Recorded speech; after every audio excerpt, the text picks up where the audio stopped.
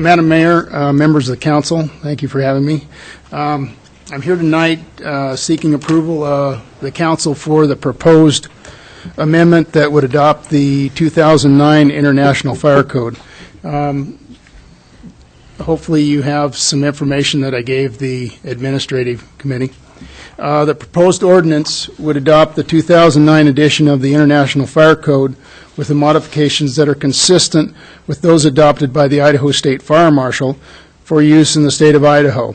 The code is part of a 3-year cycle of code revisions published by the International Code Council. The packet that you have in front of you has several significant changes and additions that I feel would affect the city of Moscow, and I'll go over these changes if you'd like and answer any questions you might have. Please. Okay. Significant changes and additions to the International Fire Code 2009 edition. And these are chapter and sections. The first one I feel that's significant is Section 603.4.2, and this has to do with portable outdoor gas-fired heating appliances.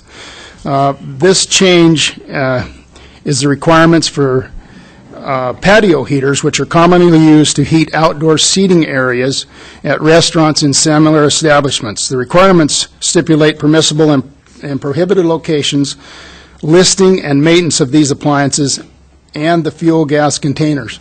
With the advent that there's no smoking in the bars, this has brought forth the use of these portable gas-fired outdoor heating appliances, and putting some restrictions and some having these being listed is very important for the safety of the people that frequent these establishments. Next, we had change was a fire protection systems. This, I'm sorry. Just a second. Are you willing to take questions in between here? Whatever did that you'd mess like, you up? yeah. You're okay. Dan, Yeah. go ahead. I'm talking about section 603.4.2. Is this also affecting if people have them at home, or is it just at businesses? Well, no, it would affect them at home also if there was something to happen. It's not something that I, as a fire marshal, would go out and search for, but if we do inspections on bars and restaurants that serve alcohol, and that's something that myself and the fire inspector would be looking at, yes. So you wouldn't necessarily see it, but this does affect what is available or what can be used. That's correct. In a home yes. setting as well. Yes. Chapter 9, Fire Protection Systems. Section 903.3.1.2.1, balconies and decks. Sprinkler protection shall be provided for exterior balconies, decks, and ground floor patios of dwelling units where the building is of type 5 construction. That's ordinary wood construction, provided there is a roof or a deck above. Change significance. Exterior balconies, wooden decks, and ground floor patios serving buildings of combustible construction require automatic sprinkler protection in accordance with Section 903.1.2. And what this does, this aids in the protection of occupants by limiting the growth of fire so the occupants can safely egress the building. The protection was warranted based on a loss history from unattended cooking fires on these type of balconies in Group R2 apartment occupancies. In many cases, these fires extended to the wood structure and into the dwelling or attic spaces. So they make a device that is attached to the sprinkler system that is freeze resistant, and this can protect those balconies. I feel that's another very important change that we have here in the city of Moscow. We've had several fires that started on the decks, and these could progress to the next level if they're not extinguished quickly. The construction of a lot of these apartments, the siding is vinyl, and somebody that smokes or has a barbecue can start these on fire, and then it just travels up the building. Joe, okay. Wayne? Joe, while you're on the topic then, and this is applying to apartments, not single-family residences, correct? Correct. Are apartments now required to have interior sprinkler systems? They, all our occupancies are required to have sprinkler systems. And as we go down here, the two more down, section 903.2.8 talks a little bit about that. If it is more than 2 units, then the code, adopting this code would make the requirement for sprinkler systems to be in those apartments, yes. Please. Oh, Walter? Joe, was the recent fire, I think in Pullman, one of these types of balcony fires from a barbecue? Do I remember that from the paper in the I believe last that's week or two? correct, yeah. I didn't read the article, Walter, so I can't tell you the specifics of it, but Chief, did you hear anything about that? When we've Yeah, if you're going to speak to, he's not speaking, okay. Please, carry on with your report. Chapter 9, Fire Protection Systems change, Section 903.2.3, Group E, Educational Occupancies. These refers to the schools that we have here, particularly some of the alternative schools. And the reason I say this is because most of these are right around the 12,000 square foot or up in floor area. The fire area limit for the installation of automatic sprinkler system was reduced from 20,000 feet down to 12,000 square feet. In comparison to other occupancies, Group E occupancies experienced the highest percentage of fires resulting from intentionally ignited fires. So I think that's very important. Like I said, with the alternative schools that we have here, they seem to be cropping up, and the requirement for sprinkler systems would be there. So, Okay. Looks like you have a question from Walter. This is future, not retroactive, is that correct? that's correct. And so it does not apply to any existing buildings of this size and type? Right, unless the building was here and it was changed from one occupancy to another, which to an E occupancy, then it would come into effect.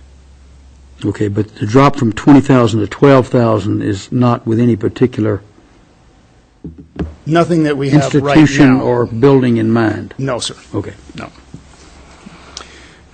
We kind of went over the next one, the Group R automatic sprinkler system requirements just a minute ago. Did you have any questions about that as far as what's required there? Okay. The last one here, I believe, under changes, is the designation of storage heights. Where required by the fire code official, a visual method of indicating the maximum allowable height shall be provided.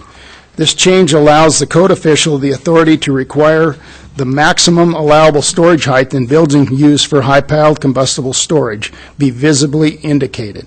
And what we have there is we have buildings that have high-piled combustible storage in town, and when we went to inspect those, if the buildings were marked, the height of the maximum amount of storage were marked, then we'd know that that was correct for the sprinkler system, for the system that's in the building. Okay, good. Chapter 5, now these are additions to the fire code. Section 507.5, fire hydrant systems shall have added. A 5-inch Storts fitting shall be installed on new fire hydrants. These fittings are required for the connection of the 5-inch supply hose carried on all city fire apparatus to the fire hydrants. We have a certain amount of these already in the city, but I think it's important that as we develop areas that these be put on by the developers, and also the city is trying to catch up with the ones that we don't have. In addition to Chapter 9, hose threads that shall have added. The fire hose threads for the fire department connection shall be 2.5 inches. The 2.5-inch diameter fire hose is needed to provide adequate water supply to support the sprinkler systems. And going on to the next page, let's see here. Okay, I skipped over one, I'm sorry. Driveways, section 503.7, driveways. This was something that was brought to light by the State Fire Marshal's office. And there was a situation where, I guess, fire code officials were requiring driveways to be 20-foot wide, which is the size of a fire access road, and they were getting some pushback on that, so they added this to the fire code. And it says driveways shall be provided when any portion of an exterior wall of the first story of a building is located more than 150 feet from a fire apparatus access road. Driveways shall provide a minimum unobstructed width of 12 feet and a minimum unobstructed height of 13 feet 6 inches. This reduces the width of the fire apparatus access road for a driveway from 20 feet to 12 feet wide. And then as I added the definition, because at the administrative committee meeting, the question was brought out, what is a driveway? And the code defines a driveway as a vehicular egress and ingress route that serves no more than 5 single dwellings, family dwellings, not including accessory structures. And we don't have a lot of that in the city, but we do have some driveways now that are getting out there in length. One of our local building contractors has got one he's building right now. And then we have another one that's, I guess, somewhat called a flagpole lot that would meet this section of the code. Let's see, what else here? I guess the last one I have is okay, I guess that was the last one. You have any more questions? Okay. Council members? Thank you, Joe. Appreciate the report. Thank and you. the administrative committee took a look at this. Is that right? Yes, we did, and that was there. As we saw it, it was, Joe brought forward the changes and additions, but we had him mark in there, what was a change and what was an addition to present to council. But otherwise, I think we were all okay with the ordinance, and if I'd like to go ahead and make a motion that we approve the ordinance under suspension of the rules, requiring 3 separate and complete readings, and that be read by title and published by summary. A second. Okay. We have Dan's motion and Tom's No, second. Tom, no. Any further discussion? Okay. Hearing none, we'll start the roll call vote with you, Tim. Aye. Aye. Aye. Aye. Aye. That motion carries. Good job, Joe. So we have ordinance number 2011-17, an ordinance of the City of Moscow, Idaho, a municipal corporation of the State of Idaho, providing for the amendment of Moscow City Code Title 7, Chapter 7, to adopt the 2009 edition of the International Fire Code with amendments adopted by the State Fire Marshal and as further amended by Council, providing that the provisions of this ordinance be deemed severable and providing for this ordinance to be in full force and effect from the date of its passage, approval, and publication according to law.